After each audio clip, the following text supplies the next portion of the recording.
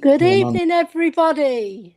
Welcome to Tottenham Gold, your home of nostalgic Tottenham Hotspur historical events and past histories. And now we have Philip Brady and Iahzn joining us. The brilliant Philip Brady, as we know, he's full of knowledge. and he knows everything everybody else doesn't know. And we have Iahzn, who's our statistician, and he knows more than you think. So let's get on to the chat. Right, so we've got the patron members first to mention: Philip Brady himself, Iahzn, and myself, Queen Elly Hoybier. And obviously Mark Mabbott cousin. He can't join us tonight. He just can't join us tonight. But we have Philip Brady instead, which is more than ample for everybody. So let's get on to the chat. Who do we have into the chat tonight? FTB. Okay, Cole. we have. Yep, you do the chats, Iahzn. Okay. Hey guys, hope all are well. Yep, you too. Hope you're gonna enjoy Lovely. our upcoming stream. Thanks for tuning in. Yeah, I guess that's all the. Oh, and Lockman, Lockman Eunice SNG. That's Eugene. Eugene. Oh, Eugene. Okay. Hi everyone. Big up. Hashtag back Conte. Yeah, big yourself up. Hello, Eugene. Back Conte. Nice to see you in the chat. Okay, so we're kicking off. With the news that we've practically signed Jed Spence, and he's going to be doing his medical very soon. So you guys, what do you think of this new signing that we're bringing in? What are your thoughts, Philip, first of all? Jed Spence, yeah. I mean, this is one we've been waiting on since the transfer window opened, and it's taken an age to get through. Now, I do believe he's done his medical through some reports, so hopefully he's passed that, and it's only a matter of signing the dotted line now. Yeah, I mean, I saw a couple of if you like, references from Nottingham Forest fans online today saying that we've got a baller there, brilliant player, just needs good guidance. Needs a bit of guidance, and who better to give him that than Antonio Conte? So he's another piece of the jigsaw who's rapidly becoming a full jigsaw. We're not too far off now, maybe two more. And I hear rumors this evening that James Maddison, is on the radar. I think he would be an. Yes, I heard that as well. And we got another fantastic. And that's it. We couldn't do any better than that, really. You know. That's true. It's good to see that we're looking at players like Maddison who can bring more goals to our team as well, because that's what we were lacking a bit last year. We did score quite a lot, but we didn't quite hit the heights of Manchester City and Liverpool. So I'd like to see more goals flying into the opposition's net. And how about you, Iahzn? What do you think of our new signing, Jed Spence? What do you think he'll bring to the team? Let me just read out this comment first from Wilton. I'm here in Florida enjoying the show and hearing Philip again. Wow. Philip has some fans, it seems. You've got a fan there, Philip. I'm not surprised. All the way in USA. Yeah. And Wilton, again, please offer my apologies to Dermot. He was on a show with someone who was just Mr. Doom and Gloom, and I attributed to Dermot, so my apologies to Dermot. And then Dermot here says, you are okay. Yeah, no big deal. What's to be doing with Gloom about at the moment? Nothing. I mean, no, not really. Yeah. Some people will be negative no matter what happens. We could bring in Messi the next day and we'd be negative. So, yeah. But with Jed Spence, I think this is a pretty exciting signing, to be honest. I believe the reason it took so long, Daniel Levy was the one, heading the transfer. He was the one responsible. And I think the teams were pretty far apart in their valuation. Nottingham Forest wanted £25 million. We only wanted to pay 15 million. I believe the final price was around 13 million pounds plus add-ons, equating to slightly less than 20 million. So overall, a good bit of work from Levy. I know a lot of us dislike him, but I'd say that's pretty good negotiating done there by Levy. And with Spence, he brings a lot of, I guess, flair. He brings dribbling, and he is real rapid. I mean, this guy can run real quick. So I think it's going to be exciting to see him come in. And look, if Conte rates the guy, I have complete faith in him. So yeah, those are my thoughts on Sven. And there were reports out today that it was an actual Conte signing, I read. So, he did want him, and they've scouted him for quite a while. So I believe, that Conte did really want him, contrary to belief. And I believe that he's going to bring a lot to our team. And to tell you the truth, he's an upgrade on Emerson, and he's an upgrade probably on Doherty on what we saw early doors, but late doors, the last 4 or 5 games before he got injured, he was put in his rightful position. I mean, Doherty is a right wing back. That's what he is. He's not a left wing back, but he is versatile at the same time. So I'm happy with the signing. Obviously, it'd be nice to get another more experienced guy, to teach him the ropes as well, like a lot of fans have been saying. Well, we do have Perisic. Anyway, there is Perisic, so, and he can move left and right. Yeah, so we've got a lot of options in our team, and it's nice to have that option in the squad, because if one gets injured, then the other one can fill in, because you never know what injuries you're going to get.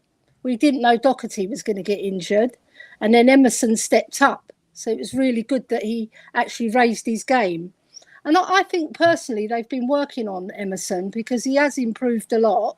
Obviously, he's got to improve a bit more before he gets all the fans on his side. Going forward, especially. Yeah. William Kelly here. Title incoming. Get ready for an explosive season. Can't wait. This is like a dream. I don't want it to ever end. Wow. I'm not sure William. about the title. I think we should be aiming for the quadruple. Yes, like Cooper said, quadruple is on. The quadruple is on. Yeah. Well, it is until it isn't. It is until it isn't. True. Like when you see them in the shirt, when you see the new signings in the shirt, then you believe it. Yeah. Well, I just talking about changing the subject slightly, but somebody was complaining today when they heard that we were looking for James Maddison. Oh, that fella, he said he supported Arsenal. That was a tweet he sent when he was 9 or 10 years of age. You might as well, if you take the same attitude, you might as well say Harry Kane is an Arsenal player because he was on Arsenal's books until he was 10 or 11. And Matt Doherty is an Arsenal fan, so it means absolutely nothing. They're a fan of the team they're playing for, and that's it. That's right. It's like Mick Hazard, Phil. He was up in Sunderland, wasn't he? He was a northern boy, and then he fell in love with Spurs. As soon as he signed for Spurs, he became a Spurs fan. And I'm sure Matt Doherty doesn't make any reference to Arsenal in our dressing room. Yeah. So should we move on to the main topic of the night? And that's our new signing, Clement Longley. I'll just read out this comment, though. Tottenham is like a hurricane. You hear about it, but there's nothing you can do to stop it. That's the Tottenham I expect this season. Come on, you Spurs. And people in Florida know all about hurricanes. Hello, Sean. Another thing. We have Sean in the building as well. Shawnee. Well done, Shawnee, for tuning in. You got my message. Right, so basically I want to move on to the Clement Longley signing, which was fantastic. He's a Frenchman, so we know French players generally have made it in the Premiership, apart from one that we won't mention. Everybody knows who that is.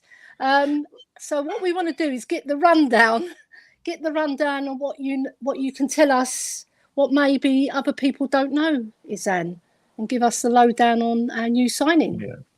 So basically with Longley, I'm going through his career, sort of like a biography of his career, his professional career. And we'll see what he's all about, how he got to this stage, right? I think the view that most people have of him is just he's unwanted at Barcelona. He made a couple mistakes. He's like, why are we signing this guy? But I wanted to give some more context to the situation. I don't think many other channels have done something like this. But we're going to start from the very beginning. Okay. So, this is going to be very interesting. Career at Nancy FC. This is in the French second division, I believe. So he made his first team debut in 2013. Previously, he was in their academy playing for their under 17s and what have you. And he won the French second division title in 2016. That was his third season where they won the second division title, and they did get promoted. And this is what he says is his greatest moment of his career, where he scored the game winner against Sochaux. I'm not sure if I'm pronouncing it correctly, which secured them promotion. So as a center back, he scored the game winner, and he got them promoted. And he was also named the player of the season after Nancy got promoted to Ligue 1 after 3 years. So started off quite well in France. It was in the second division, but you have to play what's in front of you. And if you can get your team promoted, your player of the season, that's right, you're doing really well. So yeah. So he was signed by Sevilla for 5 million euros in the winter window of 2017. And in my opinion, Sevilla are the best run club in Europe. They know how to make their French center back signings, I must say. They have a center back now, Jules Koundé, who's amazing. And he also came from France. And previously they had another amazing French center back, Longley. So they signed him in 2017 for 5 million euros, which was an absolute bargain. I mean, he was an absolute hidden gem immediately. It didn't even take him one season, but he was in as a starter. He was playing every game, and he looked nearly unstoppable. At the time, his younger brother also played for Sevilla C, for the C team. I believe now his younger brother is still also a professional in France. And yeah, he actually has 3 siblings. He's the oldest of 4 brothers, and they're all football players, all professional football players, except the youngest, who's around 12 years old, I think. Okay. Yeah. In Sevilla. Wow, what a good family. Yeah, real footballing family, I must say. Very talented. Yeah, so he was considered one of the hottest prospects in Europe. People were really, really praising this guy. He was even named into ESPN's Champions League Best 11 in 2018. Played for a club like Sevilla. Usually you get players from like Man City, Chelsea, and what have you into the Champions League Best 11, but Longley was that impressive, and I'd say it was deserved because he was quite brilliant. So yeah, what are your guys' thoughts so far? Yeah, very good. What do you think, Phil? Yeah, I mean, okay, that's very interesting. Like, obviously, we know the last team he played for, but it's nice to hear where he actually got his roots came from. Working his way through the ranks in lower leagues in France, and I presume the next page is going to move on his move to Barcelona. To be honest, he's not a player I know that much about. I've seen him play for Barcelona, obviously, but he wouldn't be being a centre back. He's probably not one you're watching to do something explosive at the other end of the pitch. He was solid and reliable. That'd be the way I'd describe him. So I tell you, he might not be the first choice that we were looking for. We all know who that was, but I don't think at this stage Antonio Conte is going to accept any player that he's not happy with. Conte is calling the shots transfer-wise. I think he wants this guy, and he's got him now. So fair dues. Yeah, I agree with you there, Philip. And also, one other thing I'd like to add is that he's come into a league for 1 year, so he's got all the inspiration to perform in that 1 year. It's a 1 year hit for him. And most French players want to play in the Premier League. They do. Obviously, La Liga is a good league as well, but the Premiership is where all the top players come. So if he can impress Conte in that year and make a stamp on our team, I think he's going to be one to keep. And we'll probably, if he performs well, obviously, we'll probably sign him and make him our long-term left wing back or left back, left centre back, whatever position he's left centre back. Yeah. The only thing I say, thank God his name doesn't begin with NG or ND or N something, because we had no luck with. Do you know what I mean? I know. Nkuku. Do you know there's a curse on the end name, I think, when they come to the Premiership? Because in France, they're fantastic. I agree with you there, Philip. Okay, so let's move on. See what his Barcelona years were like. So yeah, He looks so very happy Barcelona, there. yes, because he was quite happy in his when he signed for Barcelona. They signed him in the 2018 summer window. So this is one season at Sevilla. He's he's out of this world. People are saying this guy's a world beater, one of the best left-sided center backs. He's excellent. So they paid his 35 million release clause, Barcelona, and they're like, yo, Wow. this guy can play, right? Unfortunately, he got a red card on his La Liga debut, but fortunately for Barcelona, he did start after that. He got to a rough start, but after that, he started performing and he became a starter. So just from Sevilla to Barcelona, he made a pretty seamless transition. He was excellent. He lived up to the hype, and people thought that this 35 million price tag was a bargain. People thought this was poor business from Sevilla putting this release clause in because they could have gotten maybe 60 million euros for this guy. He was considered that good. He also got called up to the France squad, and within one season, Barcelona gave him a contract extension in 2020. So yeah, he won the league. He won the Supercopa as well. All as a starter. This guy was not riding the bench at Barcelona. We know Barcelona is a huge club.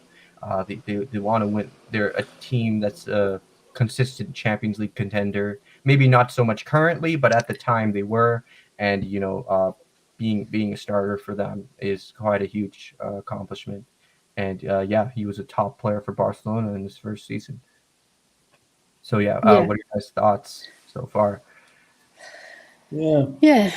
Far away, Philip. Yeah, I mean, 35 million. Okay, no, at that stage, Barcelona had money, or thought they had money, 35 million. Oh, 4 years ago. It was still a decent price, really, for a guy with only one season behind him.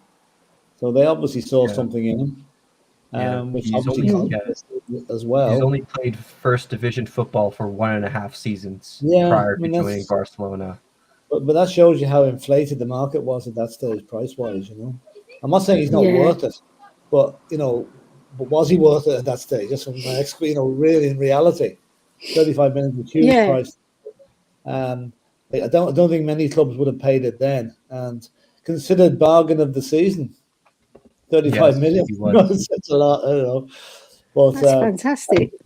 Has he been in the French squad recently? No, we're gonna get to that. Oh well, sorry. I'll explain why. Why he hasn't been in the French squad, but yeah, he was called up. What I like to say about him, he's actually won titles and he's won cups. And you add that to Perisic, who's also done the same. We're bringing in players with winning experience, and that will only rub off on the younger players in the Spurs team. Definitely. So it's really good. You bring in proven winners, and they happen to their experience and their commitment will rub off on the other lot, and can only be good for the team. Yeah, definitely. And I'd like to add that he's coming from a top side, so he's seen the best training methods, the best tactics, so he can bring a lot of wisdom from Barcelona as well to his role and to the defence in general, because I've heard that he's a very good communicator and that he gets his point across, and he's a very, very good passer of the ball as well. Yes. And he moves the ball quickly. So that's going to be a very good trait for our team. And all the other players, they'll see how good he is at certain things in his game, and they'll have to improve if they want to dislodge him from the team. That's if he gets a start from the offing. I personally think he will get ahead of Davis. That's what I think. Yeah, so Iahzn, tell us a little bit more about him. We're intrigued. So this is the part where a lot of people, this is what when people think Longley, this is the part that they think about. So yeah, he ran into a lot of injury problems at Barcelona, which he did not deal with before. A lot of muscular injuries. He had patella problems, and he had a 1-month hamstring injury, which we know can be quite brutal for Sevilla, he was only injured once. Right. I couldn't find his injury history for Nancy FC, but I'm assuming that it wasn't anything crazy, or else I would have found it. But Yeah. he started dealing with injuries at Barcelona, and in the 2020 and slash 2021 season, he conceded 4 penalties, which is the most out of any Barcelona player. And the penalties came in big games against Real Madrid in the league, I believe, Juventus, and PSG as well in the Champions League. And Yeah. a lot of and I think he also had an own goal that season. Things were not really looking up for him. And for France, this is why he was dropped from France against Switzerland. He lost a crucial header, and he was in my opinion he was scapegoated. I believe Switzerland, the score line was 2-2 at the end, and France lost on penalties. But he was blamed for the loss. And also against Cadiz, he gave away a penalty when Barcelona really needed the 3 points, fighting for a league title, I believe, and he broke down in his car. There's photos out there of him breaking down in his car after giving away that penalty. So that a lot of mistakes in that one season. Do you know what I think there? I look at that top paragraph there and say he only had one knock when he was with Sevilla. He comes to Barcelona and he's in the dressing room more than he's on the pitch or the treatment room. I wonder, is that down more to the Barcelona regime of treating injuries? The way the training methods? You never know. It sounds to me as if the change of training method did not suit him and he's getting injured accordingly.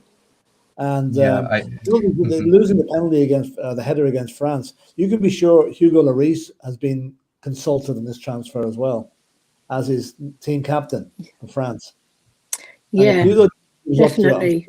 Told Paratici, I think with Barcelona, a lot of players have dealt with injuries since joining them. So I know Ansu Fati, he's dealt with a lot of injuries. I mean, I know he's a Barcelona academy player, but since being called up to the first team, he's been consistently injured. Ousmane Dembele has dealt with a lot of injuries as well since joining Barcelona.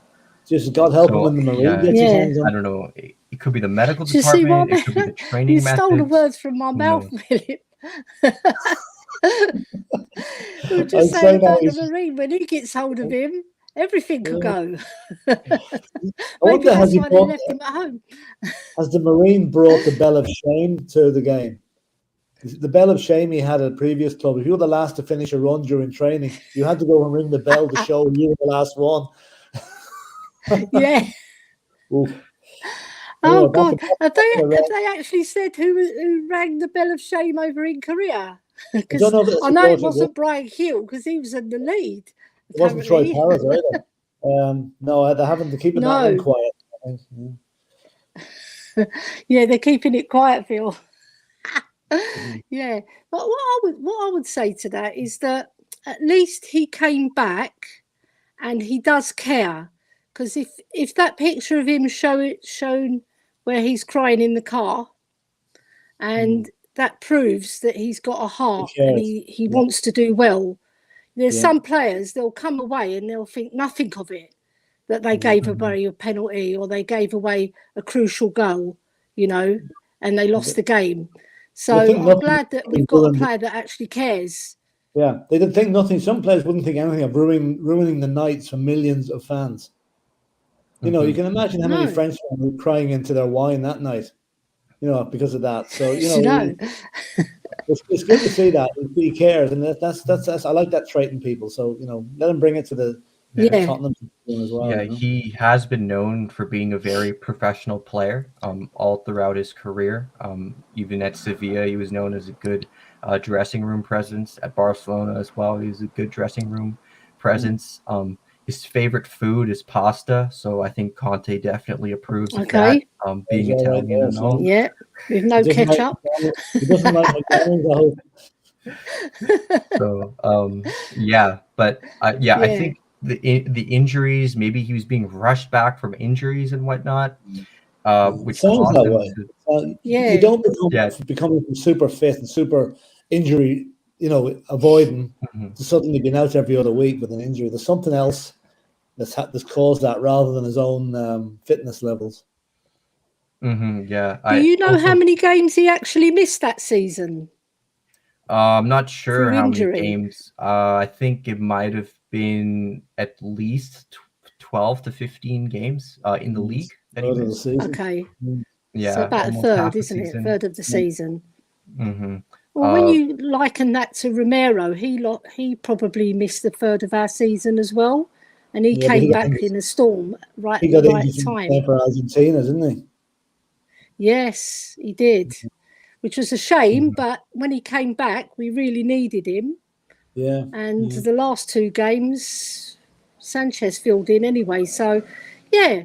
So that's very interesting, Iahzn. So, Yeah. is there another part of his career that we don't know about? there's more. There's more of a breakdown, I guess, later or in the next slide. So this is sort of in Yes. defense of Longley. I want to give Okay, that's context good. because people they just look at it. Oh, he conceded penalties. This guy's rubbish. Okay, like some people think of it that way. I wanted like people are like I wanted Bastoni. Why didn't we pay 100 million or whatever, 80 million, 70 million, 60 million for Bastoni? But I'll explain. Like I just want to give some context, right? So there were a lot of reports that Barcelona were rushing back players from injuries. Multiple Barcelona players have dealt with similar, if not worse, injuries. We have Umtiti as well. His career is at the highest level. It's essentially finished because of injuries. Yeah, and Barcelona medical staff has had a reputation of being subpar.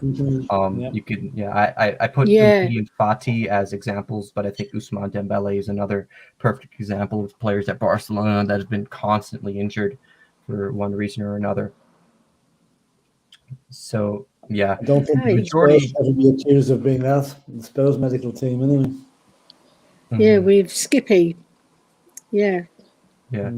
So yeah, the majority of his time though at Barcelona has been successful. It's just been about like one half of the season where he wasn't that good. But if you give a dog a bad name, it sticks. Like even Yeah. this season, he was actually True. pretty good for Barcelona. This season, there was no penalties conceded.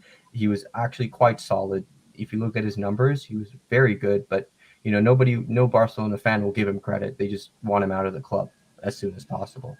Yeah. Um, It's a shame. so yeah. A shame Another for them, but thing, good for us. yeah. Another thing is that the players around him haven't been any good. PK has been made to look like a fool at times. You can see in the bottom photo that's a pretty popular photo of him, PK chasing after Mbappe, um, and players like Eric Garcia as well, who've struggled heavily since coming to Barcelona. Busquets, obviously quality player Busquets, but he's not what he once was, and he has been made to look like a fool, especially in a lot of El Clasico games I've seen. Busquets looks like a rock, not like very solid, but a literal rock in midfield where he's ineffective. Sergio Dest, huge defensive liability. A lot of Arsenal fans say he's not good enough. It can go on and on. Players like Oscar Mingueza, most of the Barcelona defense has looked really horrendous, to be honest.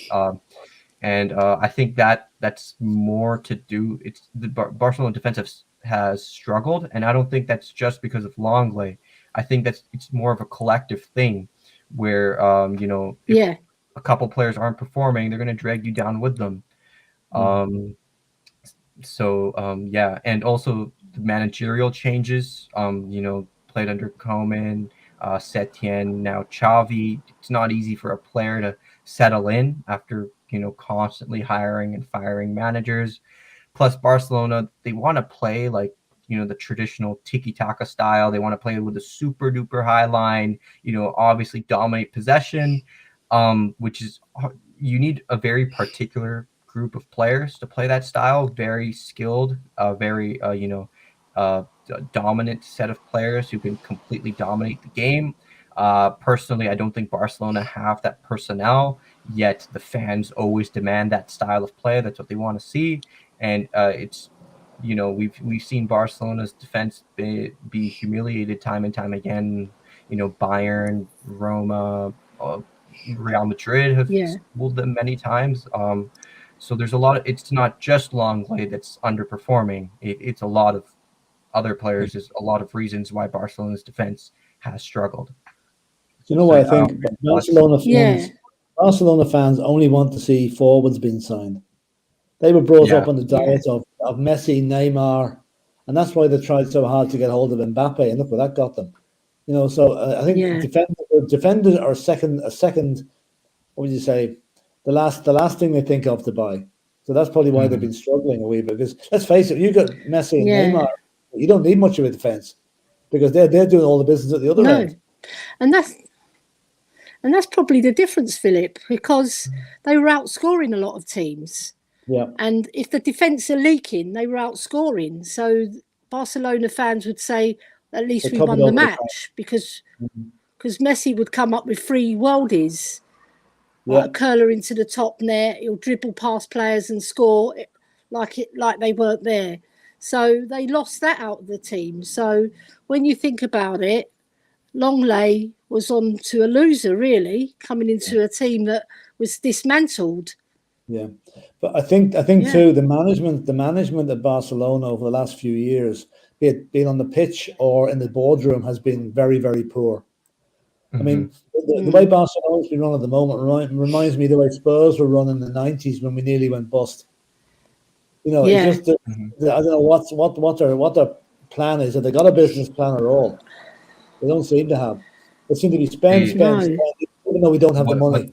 What they're doing, they're essentially leveraging their future. So they've sold about 25% of their, or 10% of their TV TV rights. So in La Liga, the clubs themselves sell their own TV rights. It's different from the Premiership. So they've sold 10% of their TV rights for the next 25 years, which doesn't sound like much, but it is quite a lot of, that's quite a big share for 25 years.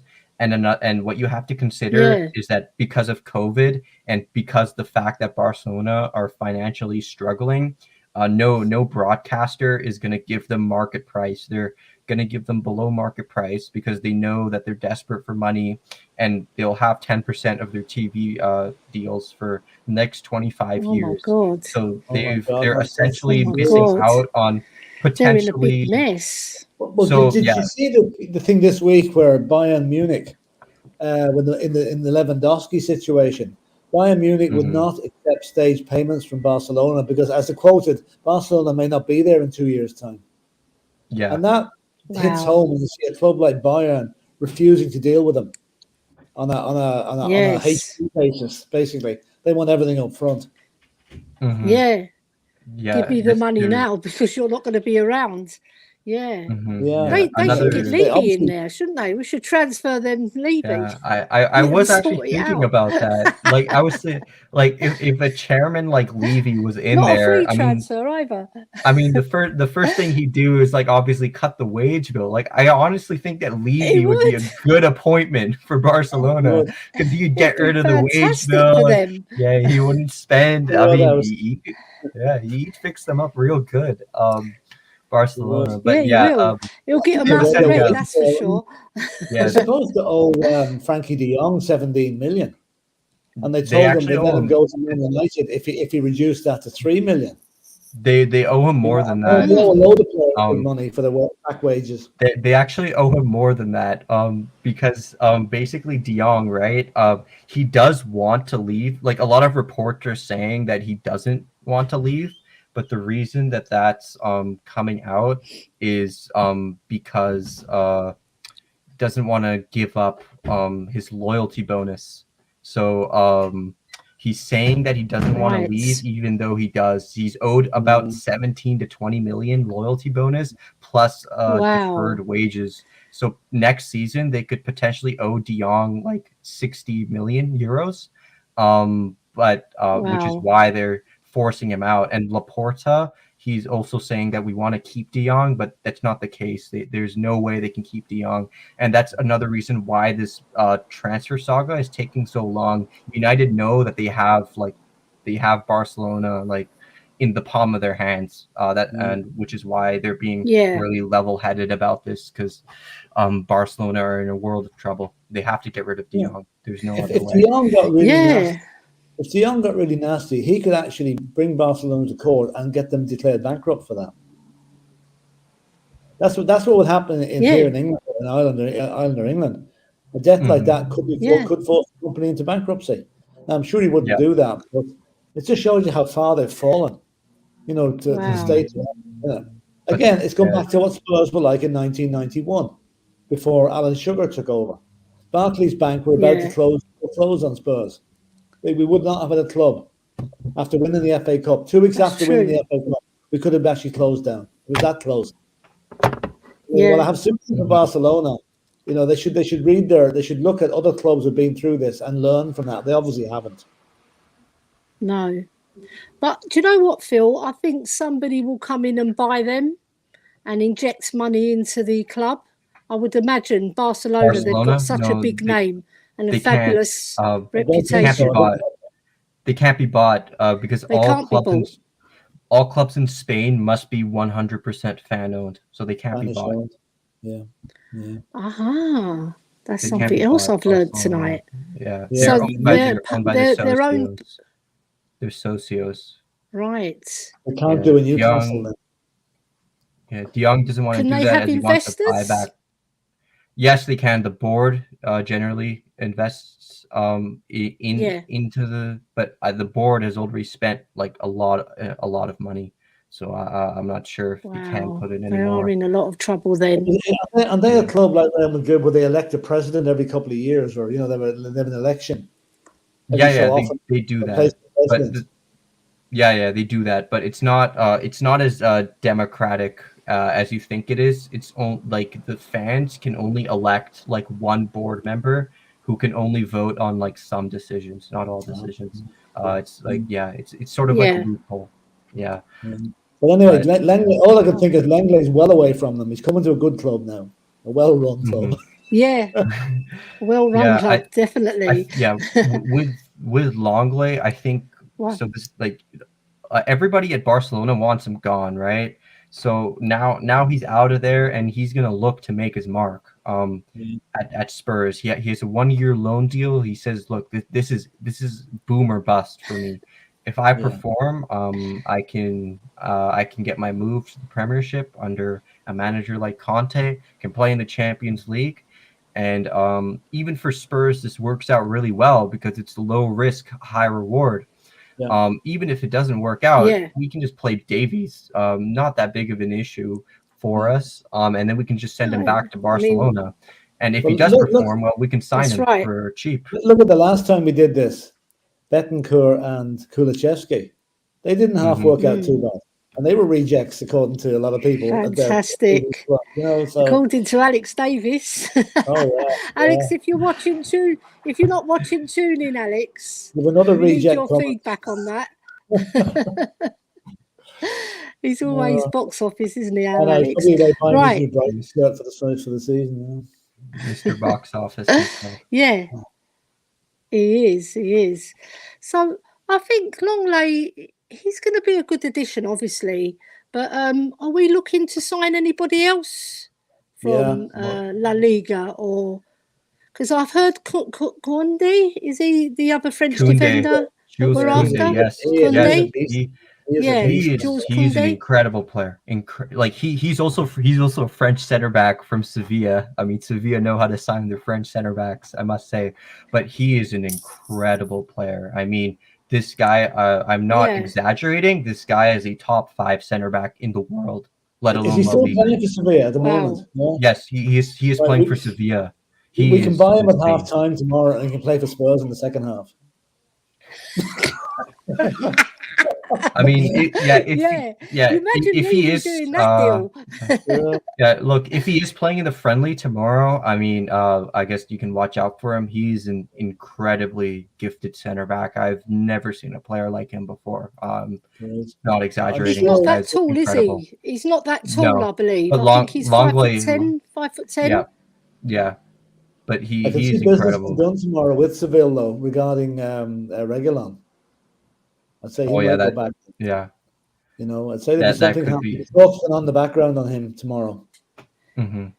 If he does come, Iahzn and Phil, I think he'll have to prove himself, because he upset quite a few Spurs fans when he didn't want to sign because we didn't make Champions League football.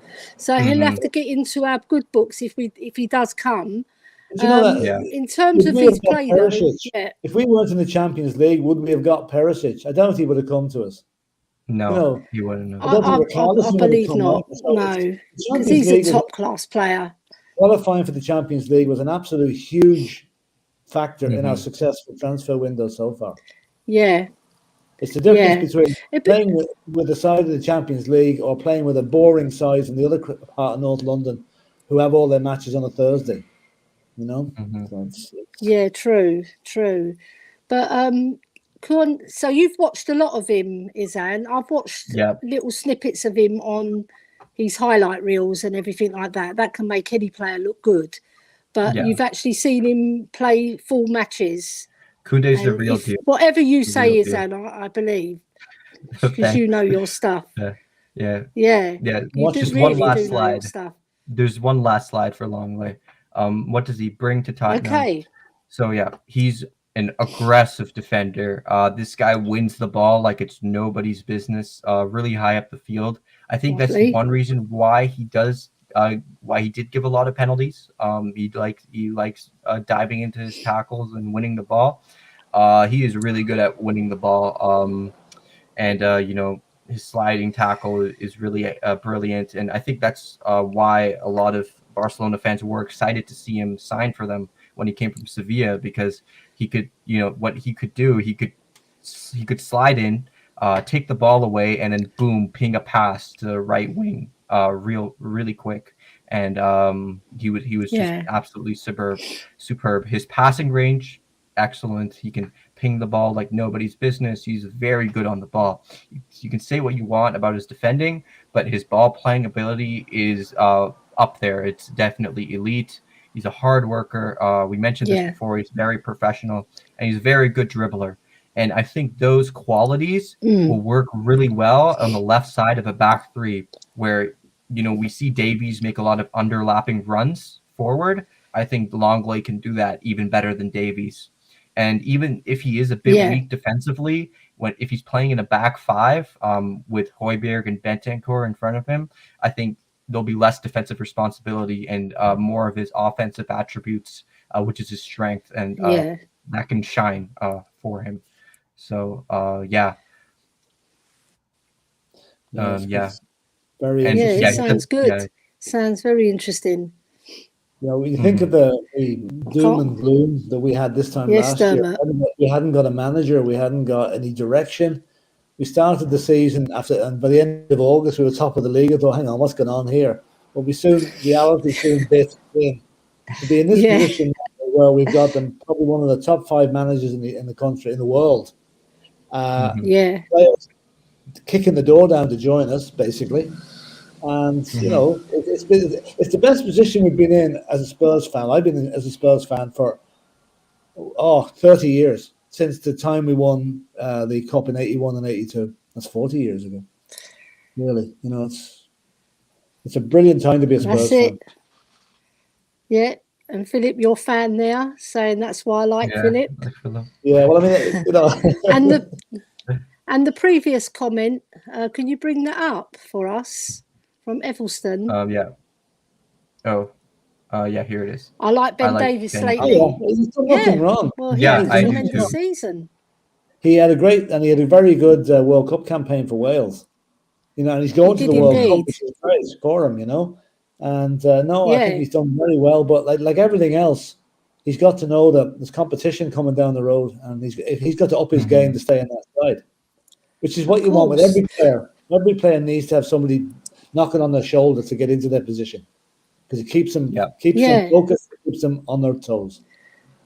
What it'll do, it'll keep him at that level that he hit with Conte, because he was like a man possessed, wasn't he? I mean, we never seen Ben Davies play like that before. He's always been a 5, 6, sometimes a 7 if he was very lucky. But I was arguing with somebody just recently. I said, no way was he a 6 or a 5. He was more like an 8 or above, his performances, especially later on in the season, the last 15 to 20 games. He played out of his skin.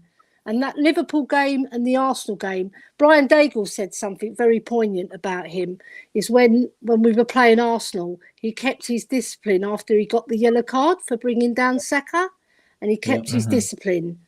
Yeah. And that's Ben Davies is a top professional. We know this. He won't always be everybody's cup of tea, but it'll give you 100%. What a player to have. And he's gone.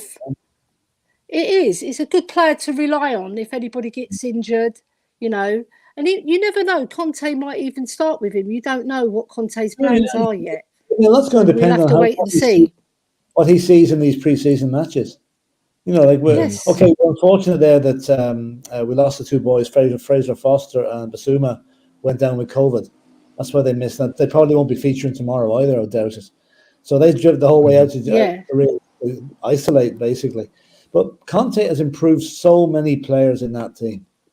You can nearly go, okay, it's very hard to improve perfection with Kane and Son, but he's improved everyone else nearly, Yeah. I think he's worked on Romero as well to make him not dive in too quickly, because early doors he was picking up quite a few yellow cards, and he was a bit rash, and he was going into the tackle too hard. But later on in the season, he was patrolling the area. I said he's like a submarine. He just patrols and he sees the danger very quickly, and then he kills the danger there and then. But he does it in a very, very what's the word? He does it in a very professional way. He makes sure that he doesn't get the yellow card, which you don't need to pick up, because yellow cards leads to red cards, don't they? Arsenal soon found that out. We've got to mention that one, haven't we, lads? Absolutely. I mean, the Arsenal are so jealous of us at the moment. They're saying, "Oh, we've bought Jesus, and we're getting this and getting that." Doesn't matter. They can buy Messi, Neymar, the whole lot. They haven't got Antonio Conte. That's right. There's no comparison. No comparison. They've got Lego Man, as everybody calls him. So Ethelston Edwardson says, I've been a Tottenham fan since almost as long as Phil. I can't believe that. Like the 81 and 82 cup finals, and beating Villa and Chelsea along the way. Can't remember any further back. I remember that game very well at Stamford Bridge, wasn't it? And I think Mickey Hazard scored in that game, if I recall. Glenn Hoddle as well. Glenn Hoddle scored. Brilliant. What a game that was. Very good games. It's got so many memories. See, Iahzn, you're young now. I have no. You watch a lot of. Do you watch a lot of the old games? Well, yeah, I'm on Tottenham Gold, so of course I watch a lot of the old games. But I mean, before you came on this channel, did you used to watch a lot of the games as well? I've always been a Spurs fan. Like my uncle, my dad have been Spurs fan. Because we actually used to live in London before we moved to Canada, so we were all Spurs fans. I didn't know that. Whereabouts in London did you live, Iahzn? We lived near the Brentford is that area. Southwest. All right. Yeah. That's interesting. But I was only 2 years old, I believe, at the time. Probably haven't got much memory of that. Look up the Jim Reeves clips on YouTube, the ones that are there. Then you'll see a goal scorer and a half. Brilliant. There's a picture going around today on the internet. That was hilarious. It just shows you the difference in standings between 1965 and now. There's a picture of Bill Nicholson and Jimmy Greaves and Alan Gilzean. And Jimmy Greaves is presenting Alan Gilzean with a cigarette lighter. you know what I mean? That would have been, Can that's you unheard imagine of that these days. happening? It was just unreal, you know. But Jimmy Greaves is famously photographed smoking a cigarette on the bench at White Hart Lane during one match.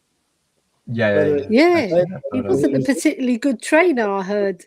When Martin Chivers was talking about him at the Spurs ground just recently, he said that he always used to skip training and then he would sneak in the last just to practice his shooting, because he goes, why am I going to do all this running? I'm just going to know how to score goals. Yeah, you know. There's actually a book. He was a fantastic goal scorer. Here's a book. I don't know if you've heard of this, but you dig it out. I think it's available still. It's a book that came out in 1972 by a guy called Hunter Davis. It's called The Glory Game. He followed Spurs round. I've got that book. Yeah, have you read? That is unbelievable. Some of the stuff that comes out in it, you know, it's a brilliant book. And the pictures as well, the photographs as well, they're amazing. My brother gave me it because sadly I lost my brother to cancer, my brother Paul, and he gave me 3 books, so I've got one actually signed by Jimmy Greaves as well, and I'll cherish it for the rest of my life. That is a treasure. And signed by Jimmy. Because I was too young to see him play, unfortunately. I saw him play once before he left. I think he left in 1969. Is that right? Yeah, that's right. Yeah. When I was a kid, we lived in Birmingham, and so the only games that I could get to see were West Brom, Birmingham, Aston Villa, and Wolves. I saw them 4 times a season, you know. But the one abiding memory was West Brom, and we were 1 each. And we're getting pulverized. The Spurs away were not good at those days. You know, we didn't play well. But Jimmy Greaves was standing on the halfway line. Somebody belted the ball up towards him. And he was standing scratching his backside of the halfway line. He was off like a bullet. But the back didn't know where he'd gone. Round to the goalkeeper, back of the net. Spurs 1-2-1. It was the only time he got a shot in the whole game. In the 92nd minute. But that's what he did. He only needed 1 chance, didn't he? Yeah. He was the most incredible striker. If he was playing today, Lionel Messi would be saluting him as the best. There's no doubt about it. He would. You know. I even put him above George Best. I know that might upset Dermot and yourself, Philip. I actually put him above George. Well, if not above, on a par with George Best. Yeah. Because they both had their problems off the pitch. Yeah. Whereas on the pitch, they performed miracles. That goal was disgraceful. Really was. Yes. And that was a big influence on the fact that he became an alcoholic. He hit the bottle when he left Spurs, you know, and that was very sad. In the chat, pardon Elly. Huh? Sorry, but you know that's 2 digs I've had at George Best. But I love George Best as well, because he played for Manchester United, and I don't particularly like Manchester United as I like them because they're very successful. But I was very jealous of them, to tell you the truth, growing up, because it was my teenage years, and I wanted Spurs to win everything, not Manchester United, and they just took over when the Premiership came in, you know. So. Yeah, it's a shame. It's time the balance of power was brought back to North London. It's time we had the balance of power back to us. Now we're above United. So. Yeah. That is very true, Dermot. No, it isn't. Maradona, come on. So the old Spurs teams were fantastic, though, weren't they, Philip? We had Cyril Knowles at left back. We had Joe Kinnear, we had Dave Mackay, Alan Mullery, Mike England. What a team! And then we had the guy who died, John White. The nearest thing you like what I'm going to say now, Elly. The nearest thing we've had since Dave Mackay is Højbjerg. He's the nearest thing. Very true. I was talking to my brother today. I've got 7 brothers, but I was talking to my youngest brother, who's a year and a half older than me, and he was telling me about Dave Mackay, and because he was a little bit older than me. He's a year and a half, so he's got to see him a little bit. But he was telling me about all the old Spurs players and how brilliant they were, and I just take off my hat to the 1961 team and the 1951 team. They were fabulous.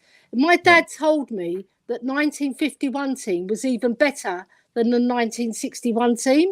And I believe my dad, because he used to be a connoisseur of football. the push and run team. They were fantastic. They were, my dad said. Exciting to watch, and their movement off the ball. Now, Højbjerg, he does remind me of Mackay. First of all, he's tough. Second of all, he's a winner. He wants to win that ball. And I don't know how fans can say that he's average. I just don't get it. There's only very few that say that, so I wouldn't pass much heed. I think most of the Spurs fans realise how good he is. I've had a few arguments with some fans. Let me just read out this comment. I'm originally from London, a supporter since I was 14 years old. I am now 73 years old. Wow. Philip and I have seen the good and the ugly side of Spurs. I am a South Londoner. Yeah, I mean, for every good year, there's been a bad one. I mean, I remember the worst time as a Spurs fan, apart from 91 when we nearly went bust, was 1977 when we were relegated. That was tough. Really tough to take, And as I keep saying, we came up with a teeth the following season, and if we hadn't done it, we would not have Ricky Villa or Ozzy Ardiles. So it's just amazing how we built at Southampton that day in 1978 when they hit the bar in the last minute. If that had gone in, we were still back in Division 2. God knows what would have happened. I know. Well, we wouldn't have had Ozzy or Ricky. That's one thing for sure. They wouldn't have come to a second division team. Right, I recall that second division season with great memories, because we played some really good stuff. And we played we battered a lot of teams. We did. We had a few bad results, and I remember the Mansfield game. Glenn Hoddle equalising in the 93rd minute to get a 3-3 draw away to Mansfield. Can you imagine that? That's right. And I remember that game because I was up in Mansfield, but I didn't actually go to the match. My brother was meeting a girl up there, an arranged marriage. So we missed the match, and I was so upset that I couldn't go to the match. And I remember Barry Daines slipping in the rain, if that's right. If I can remember, he slipped and they scored a goal. Barry Daines, hey, what a great player he was. I see a lot of Jimmy. I saw a lot of Jimmy G, fantastic player. I paid 1 shilling and 6 pence to get in at the boys' entrance to White Hart Lane. Oh God, yeah. Wow. My first trip to White Hart Lane was in 1975, and I was standing behind the goal. We beat Villa 4-2. That wasn't a great season either, but we stayed up anyway. No. But I also brought my future wife to it, so she's been a Spurs fan since. She's still here too. She's still around. So that was her first game to White Hart Lane as well. Although she hasn't been back too often since. But I tend to go on my own or go with the lads, But it was an experience. You've not been to the match, Iahzn, have you? You've not been to a match so far. You've been to one game. Yes, and what was that game? Oh, it was actually last season. It's Crystal Palace, December 26th. Oh, right. Boxing Day game. The one we won. Not the one we lost. Thank God. The one we won. That was sent off, wasn't it, for pushing out? Yes. That was the game. Yeah. Lucas my luck hasn't been good lately this season. I went to 3 games last season, and we won the first one 3-0 against Brighton, against Norwich. Then went to Wolves, which we lost, and went to Brighton, which we lost. So we're going over to Leicester, and we better win that one. Mm-hmm. Yes. What did you feel going into the stadium, Iahzn? How did you feel? I've never been to a stadium like that gigantic. It was honestly an incredible stadium. I must say, it's like super duper modern, and I mean, it's amazing. I mean, like the other stadiums I've been to, so like there's a Commonwealth Stadium in Edmonton, which is decent. It's all right. And I've also in Pakistan, I've been to like some cricket stadiums. Those are a bit run down, but the Tottenham Hotspur Stadium is amazing. Like, there's no denying it. It's an excellent stadium. Even the biggest Levy hater can't deny that it is a brilliant stadium. It's the same when we went with Jack Kanicki and David. David had already been to the Wolves game, but Jack was his first game, and he got very, very emotional. He actually cried. I just saw the comment up there. About Mickey Hazard being just as good as Glenn Hoddle. What do you think about that, Phil? I don't know. I mean, Mickey Hazard was an excellent player, but I think, to be honest, I don't think there's very few players who are as good as Glenn Hoddle. They complemented each other playing in the same team. But I mean, I love Mickey Hazard today. I think he wears his heart on his sleeve. He's a true Spur. But I would always give the nod to Glenn Hoddle with the greatest of respect to Mickey Hazard. Yeah, I agree. Yeah. He was a fantastic little footballer, weaving in and out. He was a bit like Ozzy in a way, wasn't he? He had a similar style to Ozzy. Like he could dribble, and hold the ball very well. Hardly lost the ball. Yeah. Hazard should have been tried for England. I don't know. Did he ever play? No idea what. It baffles me. Yeah. It baffles me. There was a lot of good midfielders knocking around, especially from Liverpool and Man United, so. Yeah. Lost in the mix. Yeah. But Spurs always get to provide quite a lot of players for England in general along the years. At the moment, we've only just got Kane, haven't we? Because Dyer wasn't picked. So, yeah. It's a shame. It's a shame that he wasn't picked because he was a talented boy. And he's a lovely man. I don't know if you've met him, Phil, but I have. I've just been on one. He's a lovely man. And he seems to be a lovely guy. Yeah, he seems to be. He's a lovely man. Yeah, yeah. So, in terms of going forward, who would you like to see come in apart from Maddison and possibly Koundé? Is there any other players that you guys would like to see come? I suppose I'll put that question. I suppose the Bastoni situation is not going to happen this summer. Yeah, I doubt that. Doesn't look like that way. Doesn't look like it. I don't know. I mean, we've got how many? Is it 6 players we brought in now? I can only see 1 or 2 more. 6 players. Yeah, I think the key positions, I guess center back, and maybe another. Oh, we brought in 7 players. Oh, we brought in 7. Yeah. Right, When do we ever say that in the middle of July? Never. It's usually 1 or 2 if we're lucky. I think the positions, we need a center back for sure. Another one. I think we do, because that will happen, and maybe another midfielder, attacking midfielder. I think. Possibly. I saw somebody there just now that Harry Winks is mentioned as being in the mix for the Maddison deal. Now it's whether Leicester want Harry Winks. I don't see them. I don't see Harry Winks going to Leicester.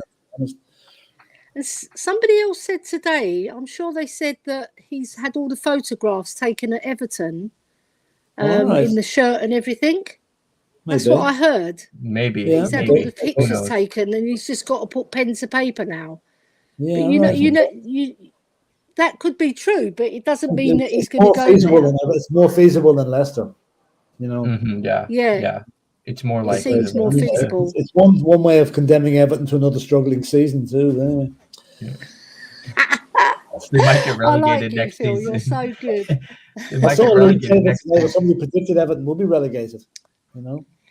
The thing is, with Winks, right, when he passes the ball forward, he's quite accurate, but he hardly passes the ball forward. That's he's stupid, really, because he has got a good pass on him, and all he seems to do is want to play it safe, doesn't he? He just wants to play the easier pass rather than the one that's going to make an opening for a striker. But every time he's done it, it's been really good. Yeah. He's not an intelligent boy sometimes, Yeah. I think he needs so we got Eccleston. He rejuvenates his career somewhere else. I mean, no offense to that. I hope he does well wherever he goes, as long as he doesn't come back and score against Spurs. Yeah. Spurs beat Chelsea in April 1975. He doesn't score very often. I saw them. Yeah, I knew it was a bad season. I couldn't just remember how bad it was. No, I can remember. How do you think, if he does sign for Everton, how do you think Frank Lampard's going to use him? He won't use him like Dele Alli. He won't use him. Hello, Dermot. Hey, Dermot. Hello. Good evening. Good evening. I have to say, I've really enjoyed the show tonight. Iahzn, you're a genius. Brilliant. Whatever you do, and Philip, and I can listen to you and Elly all night, Philip. I really could. Thanks, Dermot. Yeah, I really could. I'm just saying, the 75 Chelsea, we did show that on Tottenham Gold way back. So if you look back in the archives, there is actually did a show. But how sweet to put Chelsea down and stay up. I mean, I know. doesn't get any better than that. Yeah. Yeah. Who was the captain that day, Philip, for Chelsea? Sorry? Who was the captain that day for Chelsea? 1975. Yeah. It could have been John Hollins. It was actually Ray Wilkins. Was it Ray Wilkins? Wow. Yeah. He was 18-year-old Ray Wilkins. Wow. God. Poor. Rest in peace. He was a great player as well. I liked Ray Wilkins. Even though he didn't play for Spurs, I did actually admire him as a footballer. Yeah. Very good footballer. Yeah. And he even played for QPR, my husband's team. Yeah. Oh, right. Nice. Yeah. That was played on a paddy field of a pitch, as far as I remember. At the end of the season, in those days, the pitches were absolutely dreadful situated. There was none of the lush green grass that we have. There would have been grass down the touchline. That would be about it. It's because one said to me, we beat them in the stands and we beat them on the pitch. Back then. I don't know if it was around that time. I think it was earlier in the 70s. There was a general problem with the pitches, and the pitches from about March onwards were completely sand. We were playing on sand. Yeah. That's it, because they dug up so badly. Yeah. I don't know whether the weather was worse in those years as well, and that's what made the pitches so crap. Yeah. The pitches now, they're relayed constantly, and they use a mixture of synthetic grass as well. So the pitches now are top quality, but back then they didn't have that technology. There was a picture yesterday of Hotspur Way. It showed the ground 7 weeks ago, which was just completely brown, and the picture yesterday completely lush green, all beautiful, ready to go. So 7 weeks to grow the pitch. Well, let's hope we don't. I was going to just say, let's hope we don't win the pitch one and we actually win a silverware instead, because we've won the pitch one twice in a row now. Yeah, what was you going to say, Dermot, before I rudely interrupted you? What's your thought on the transfer window? I'll start with you, Philip. What's your thought on it? How great it's been this summer? I mean, do you think this is what we're going to get now from seasons from next season onwards? As long as Antonio Conte is at Tottenham, I mean, what this guy has done, with not only with the team, but he's actually done what we all thought was probably physically impossible. He's changed Daniel Levy's mindset as regarding paying for players. Instead of waiting until the last 2 days of the window and picking up a bargain, he's now gone in the first day of the window and picked up now 7 players. And we still have 50-odd days to go, or 47 days to go, whatever it is, before the end of the transfer window. That's right. Now, I expect that time will be spent mostly with outgoings, but there is still room for a couple more, and I think this has been the best transfer window we can remember. Okay, back the day when we sold Gareth Bale and we bought the 7 players, that didn't really work out too good, because that was like doing a supermarket trolley dash. You're picking everything off the shelf. You didn't realize what you got till you got home. And not all those players worked out. Some of them did, most of them didn't. This time, these players are handpicked, selected by Conte and Paratici, gone and got them. Brilliant. It's the only word I can use to describe it. Yeah, exactly. Elly? Yeah, I agree, but I would still like to see, obviously, the centre-back come in and give Dyer a run for his money, put pressure on him as well. And I would like to see a more experienced right wing back, even though we're bringing in Spence. I would really like to see a more experienced. But I'm thinking maybe Hill might be used in that sort of a similar role, but not maybe as right wing back. But he's thinking maybe having a look at him in South Korea to see if he can cut the mustard and whether he's fit enough and strong enough. But he's proved with the Marine that he's training with that he's strong, even though he's a lightweight in terms of his body and his physique.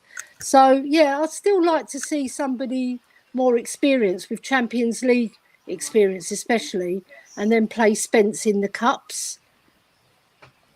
And is that?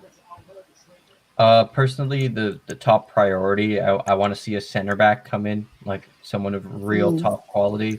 We're playing Sevilla tomorrow. I'd really like Koundé. He's an amazing player. There's obviously other good options out there. Nikola Milenkovic from Fiorentina. I think he's top quality, really tall, excellent passer of the ball. But center back would be my main priority, and then I guess second would be a creative midfielder. Tielemans, we've been linked with Madison, we've been linked with. So Yeah, I'm overall really positive transfer window. This is a 8 or 9 out of 10 transfer window so far. It's been really just good. made one comment too. One thing that slightly worried me about the game the other day was I thought Hugo Lloris was badly at fault for the 2 goals he let in, especially the free kick. Should never be beaten 35 yards free kick like that. He just seemed a bit slow to react. To get down to, okay, there might have been a slight deflection, but I just hope it was a one-off blip that he hasn't, we're not going to have a season of mistakes from Hugo. Yeah. I've got a theory on that, Phil. I reckon the South Koreans said we'll put a bit of extra noodles in if you let a couple of goals in. For a friendly game. Yeah. We will get on to that on Sunday. I have a lot to say about Sanchez, but we will get on to that. Oh, he was badly at fault for the first goal. I mean, geez, he was having a he was. To be fair, I thought he was trying to get a new choice in the new Bruce Lee movie. The way he was doing his kung fu, Do you know what I mean? Yeah, it was a bit like the Wolves game. It reminded me of that cartoon in the 80s where a dog that was a kung fu master back in when I was a kid, and it just reminded me of Sanchez did that. It just brought me back to watching that as a kid. Honestly. Yeah. But anyway, Elly, tell everyone what's coming up and take us out. Yeah, so on tomorrow at 8 o'clock, we've got the Ozzy and Ricky show. We're reviewing when Ozzy and Ricky joined us and how fabulous was that was, and how that impacted our seasons to come. That's going to be an exciting one, so please tune in, everybody, and join us. And then we're back Sunday also. I think Philip, you're on Sunday as well, Iahzn, I think, and Dave from the Irish Hotspurs with us, and Elly, hopefully, as we look back at start the pre-season games and get our thoughts on what's gone before. But Elly, I have to say, you did a marvellous job hosting. I'm really impressed. It's been an honour. It's been an honour. I love this channel. I've always loved this channel. Yeah, well, it's an honour to be part of it, to tell you the truth. You really are the queen, and that nickname really deserves you. Iahzn, thank you very much for everything you've done again. You're a genius. Yep, no problem. And Philip Brady, what more proper genius. You are proper G. We've got all the G's on this channel, haven't we? The Godfather. Three G's and a D. Right. All right. Right. On that point, I've made an absolute arse of myself, and I'm going to say goodnight now. Quit while you're ahead, then. Quit while you're ahead. I'm going to quit while I'm ahead. Yeah, it's been a fantastic show. Right, really it's been lovely reminiscing about the old days as well, hasn't it? What was that fella used to say, Philip, that Frank Carson? What was his? The way I tell him. It's the way I tell him. It's the way I tell him. Yeah, Frank Carson, news at 10. I'm out of here.